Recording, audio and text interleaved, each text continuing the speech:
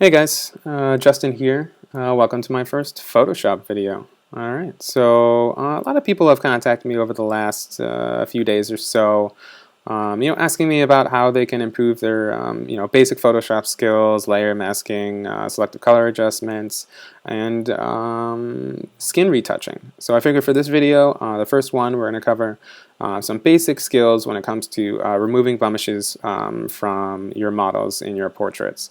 Now, bear in mind, this is my own personal method. All right, there are probably a whole plethora of methods out there that you could use using different brushes, different tools. If you have your own method and you find it works, great, stick to it. This is a relatively simple method and should be easy for anyone to pick up, especially beginners and especially those people who express to me the desire for me to make a video like this. So without further ado, let's get started. All right, we're going to go over to Bridge. All right, so here we have an image of a nice couple. It looks like a pretty good image. I mean, there's a lot of other stuff wrong with the image. Currently there's a little, some highlights up the top here. The tones are a little off. Maybe it's a little bit desaturated, but for this, the purposes of this video, we're just mainly going to concentrate on removing blemishes from faces. So we're going to go ahead and open this video in Photoshop.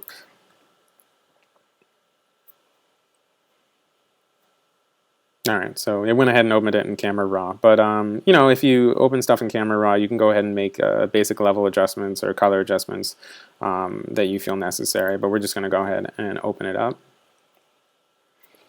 Alright, so first off, I'm going to full screen the image here. So yeah, it's a pretty good image overall.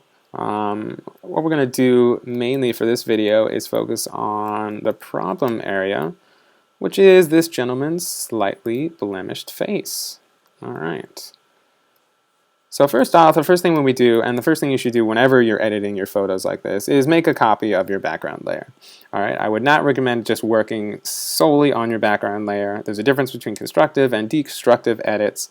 And if you just work on your background layer, say you mess up, most of the time, if you've done too much, you pretty much have to start over. And if you've saved over that file, then you're pretty much done for. So always make your adjustments on a new layer. Alright, we'll call this layer Retouch. Alright, so for this tutorial, we're basically going to be using the clone stamp tool. Now, if you've used Photoshop before, you're probably very familiar with the clone stamp tool. You probably used it a lot. Some people might go for the healing brush tool. It's another option when doing skin retouching. And it works perfectly well in certain situations. I mean, you could sample in this area, brush it over, and you have a relatively good retouch, but I usually like to exhibit a little bit more control over my retouching. So we're going to be using the clone stamp for this one. Alright, so your clone stamp tool is right over here. It has a couple different options. We're just going to use the first one, the standard clone stamp. Alright, and the first thing you want to do is make sure you have your brush settings right. Alright, so up here you have your opacity and your flow. You want to take your opacity, it's usually at 100%. You want to take it down. I like to be definitely less than 20%, because you'll see why in a little bit. I usually like to work around 15% for this one.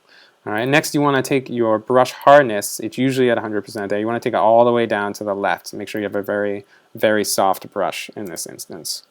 All right. So we're going to zoom in close on our area that we want to work on.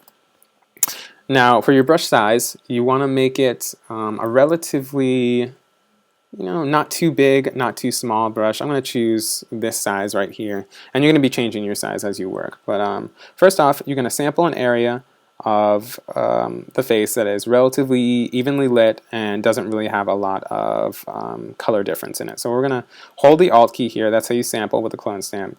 Hold Alt and click on an area that you want to sample from. And then you start clicking over the areas that you want to replicate. So you're going to be clicking.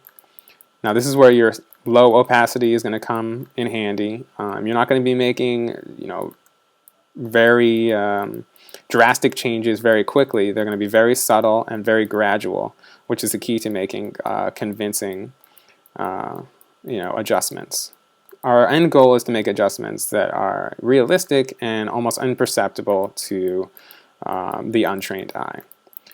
So now remember, when you're sampling, often if you move to a different area, you're going to have to hold your Alt key down again, resample on an area, because you don't want to end up, copying their eyeball somewhere weird in their face and create like a weird Salvador Dali photo or whatever.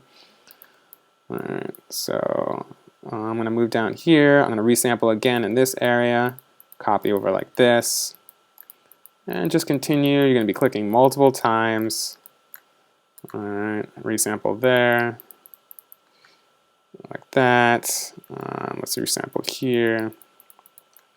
And you can see we're already making significant progress in terms of removing the blemishes on this dude's face. Alright, and then if you have a little bit more finite areas, you might want to zoom in a little bit closer, make your brush a little bit smaller. Like if you want to take out these fine red points here, sample an area right next to it, click over it. You can make it just a little bit larger for larger areas. And continue to do this. You could basically replicate this process over the entire face. I'm going to resample here. Alright.